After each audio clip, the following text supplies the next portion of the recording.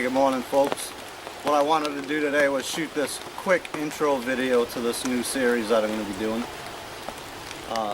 Behind me here you have a shelter that we built at the Woodsman course, so I'm not going to take credit for that by myself. There was actually 5 of us, and this shelter here took about 5.5 hours with the 5 of us. So anywhere from 25 to 30 man hours. It's your typical wigwam design, which was used, a long time over by many different people actually.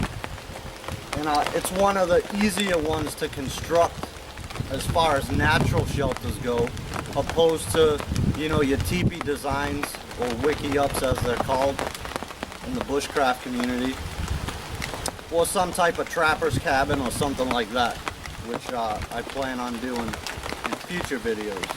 But again, the wigwam is simple enough in the construction that you can do it all by yourself. Now, assuming that you have the right resources readily available around you, again, this could take, a couple days to do by yourself, but knowing that you have a lot of other things to do, such as, collect firewood, disinfect water, set and check traps and things like that, it might run you a few days worth of time, which shouldn't be a big deal if you have a proper tarp or shelter system that you carry with you already. So it wouldn't hurt any to set up your top shelter or what have you for even up to a week or so. It is fall season, winter's right upon us. I would say within the next month or so we'll probably have white stuff on the ground here.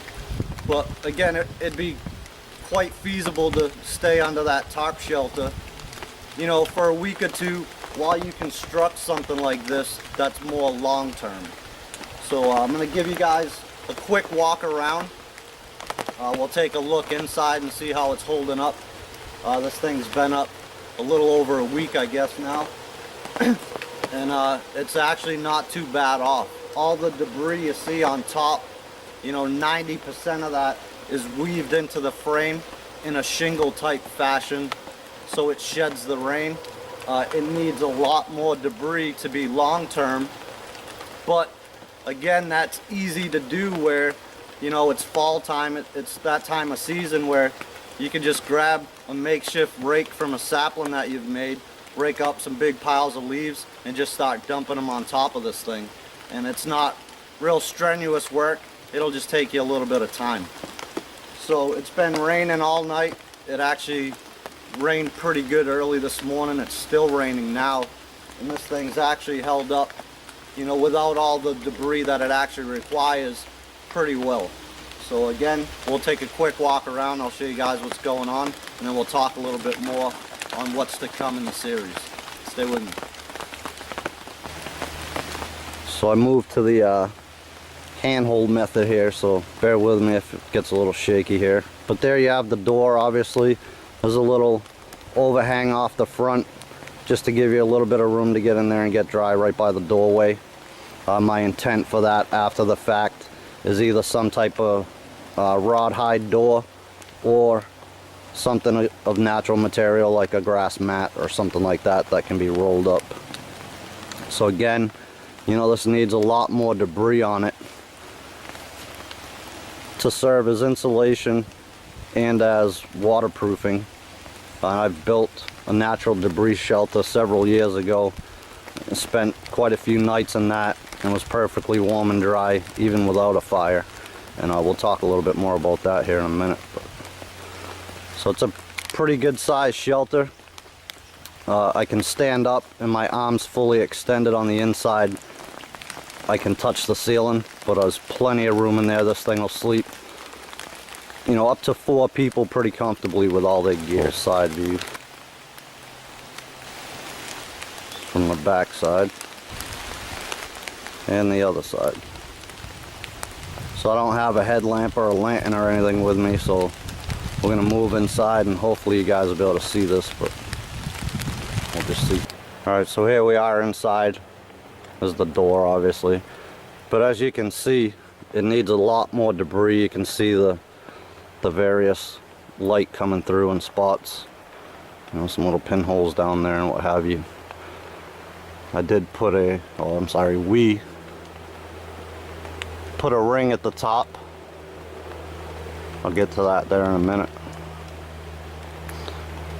But even with the holes in here and the amount of rain we've gotten, it's actually dry in here.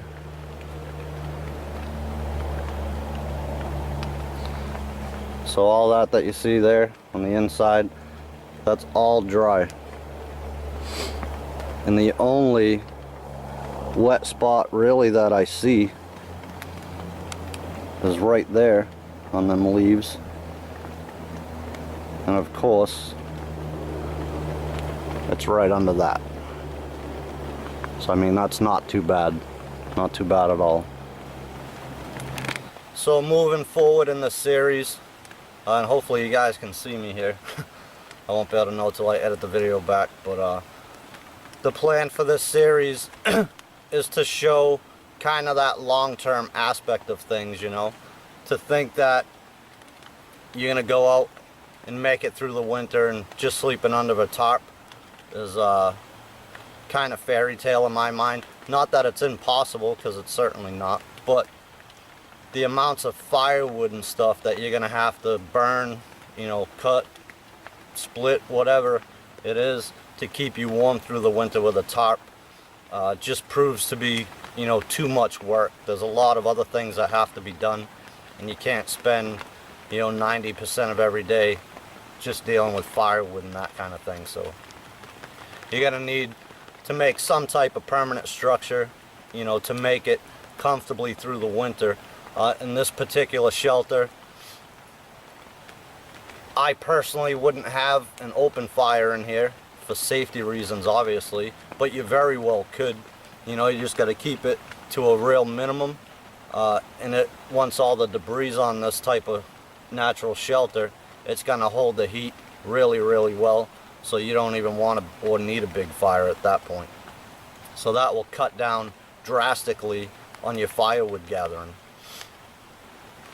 So my plans for the inside of this, I'm thinking I'm going to put probably 2 raised beds in here. Maybe a little bench seat to just sit up so you don't have to be, you know, on the bed or what have you. I'm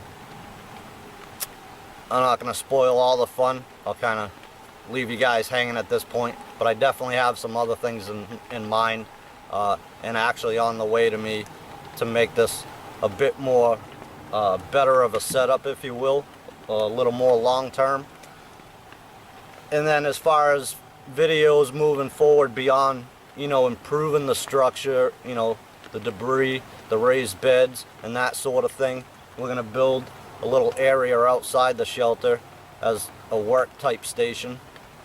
And then I plan on doing some trapping videos and stuff and staying in the shelter when I can. So thank you guys for joining me for this intro video in the new series. I appreciate your views, all your support as always, and until the next one, take care.